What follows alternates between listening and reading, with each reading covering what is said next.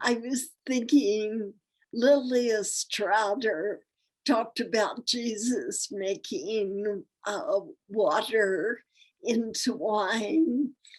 And she said, it's hard for us to believe that he can transform us from water to wine.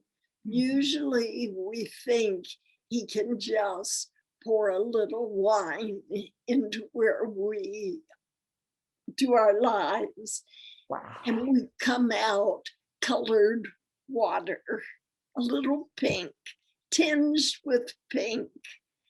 But when I think of empty, I think, Lord, um, we need to be emptied of the old to receive the new. We need to we need to have to believe we are new creations, that so that we can live the resurrection life, that you can live that powerful life in us. Mhm. And I think of in Second Kings 4, when Elisha comes to the destitute widow and who is in such a bad place and says, what do you have left? And she said, just a little oil. And he said, you and your sons go gather empty jars. And they bring them back.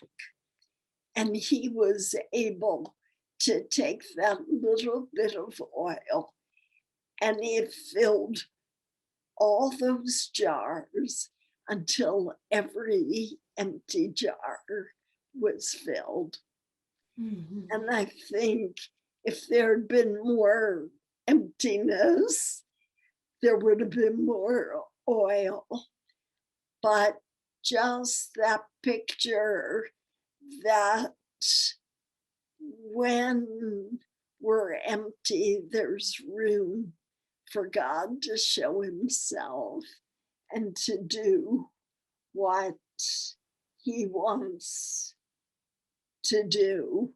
And I think in 2 Corinthians 4:7, where the empty pot is such a good picture of, Lord, you say there is glory in that pot.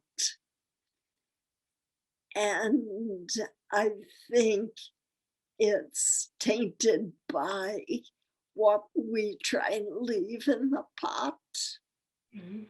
and is most visible and powerful the emptier the pot is poured into.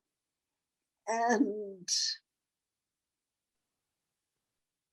I just love that, as you said, God turns things so upside down for our sake.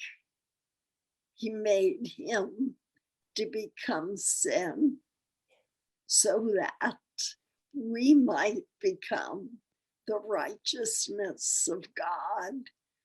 And I see the emptiness and the fullness like that. I want to know him and the power of his resurrection. Mhm. And so uh, just need to keep uh, surrendering to God, that I might be less, that he might be more, that I might be empty, that he might fill me, that I might want to do his will so that he does the things he wants to do. Yeah. Yeah. I know there's been so many times when I have felt at my most emptiest, and like a girl knocks on the door and I'm like, I have nothing to offer her, God, but Yes. I am only Yes. opening that door because I believe you're here.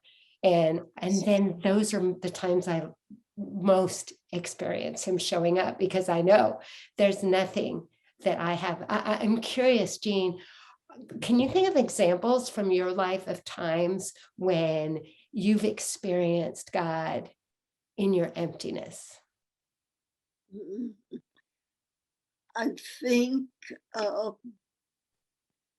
Roger's death, um, the way God flooded in, I think nothing makes a woman feel so empty as, Yes. and God flooded him with such grace, continuing grace. Um, it, um, I think he gives us our own history around emptiness, and um,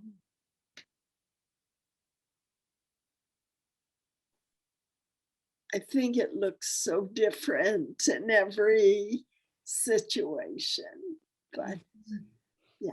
Yes. Oh, thank you so much for sharing that, friend.